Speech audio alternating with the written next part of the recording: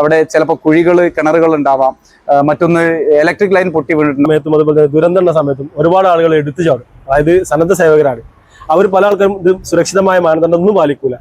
അവർ ആ സമയത്ത് അതിന്റെ അപകടങ്ങൾ പെടാറുണ്ട്. അവർക്ക് കൊടുക്കാനുള്ള ഒരു അവയർനെസ് ഉണ്ട്. പ്രത്യേകം ശ്രദ്ധിക്കുക, ഈ മഴക്കാലത്ത് ജലാശയ അപകടങ്ങൾ ഉണ്ടാകുന്ന സമയത്തൊക്കെ ആളുകൾ യാതൊരു സുരക്ഷ ഇല്ലാതെയാണ് വളരെ ആവേശപൂർവ്വം രക്ഷാപ്രവർത്തനങ്ങൾ ഇറങ്ങാറുള്ളത്. പ്രത്യേകം ശ്രദ്ധിക്കേണ്ടത് സ്വയം സുരക്ഷ ഉറപ്പുവരുത്തി മാത്രമേ ഏതൊരു അപകടത്തിലും രക്ഷാപ്രവർത്തനം നമ്മൾ പോകാൻ പാടുള്ളൂ.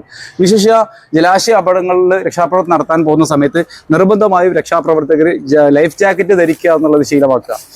ലൈഫ് ജാക്കറ്റ് ധരിച്ചു കഴിഞ്ഞാൽ മാത്രമേ നമ്മുടെ ജീവൻ രക്ഷപ്പെടുത്താൻ സാധിക്കുള്ളൂ. മാത്രമല്ല നമുക്ക് മറ്റൊരാളെ ജീവൻ രക്ഷപ്പെടുത്താൻ സാധിക്കുള്ളൂ. അതേപോലെ മറ്റൊരു ഉപകരണമാണ് ലൈഫ് ബോയ് എന്ന് പറയുന്നത്. ഇത് സ്വയം രക്ഷയ്ക്ക് ഉപയോഗപ്പെടുത്താൻ സാധിക്കും. അതോടൊപ്പം മറ്റുള്ളവർക്ക് ലൈഫ് ബോയ് നമ്മൾ എറിഞ്ഞു കൊടുത്തിട്ടോ അല്ലെങ്കിൽ അവരെ ഇതിലേക്ക് ഇരുത്തിയിട്ടോ നമുക്ക് ഈസി ആയിട്ട് രക്ഷാപ്രവർത്തനം നടത്താൻ സാധിക്കും.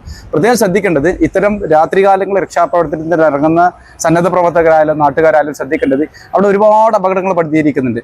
ഒന്ന്, ചിലപ്പോൾ വെള്ളക്കെട്ടുകൾ രൂപപ്പെടുന്ന സ്ഥലങ്ങളുണ്ടാവാം, അവിടെ ചിലപ്പോൾ കുഴികൾ കിണറുകൾ ഉണ്ടാവാം, മറ്റൊന്ന് ഇലക്ട്രിക് ലൈൻ പൊട്ടി വീണിട്ടുണ്ടാവാം. നമ്മൾ കൃത്യമായ വെളിച്ചത്തിന്റെ സാന്നിധ്യത്തിൽ മാത്രമേ, കൃത്യമായ വെളിച്ചവും ടോർച്ചും സെർച്ച് ലൈറ്റുകളൊക്കെ നമ്മൾ നിർബന്ധമായും കയ്യിൽ സൂക്ഷിക്കേണ്ടതുണ്ട്. അതോടൊപ്പം നേരത്തെ പറഞ്ഞിട്ടുള്ള ജലാശയ രക്ഷാപ്രവർത്തന ഉപകരണങ്ങളായിട്ടുള്ള ലൈഫ് ബോയ്, ലൈഫ് ജാക്കറ്റ് ഒക്കെ ഉപയോഗിച്ച് വേണം രക്ഷാപ്രവർത്തനത്തിന് ഇറങ്ങാൻ.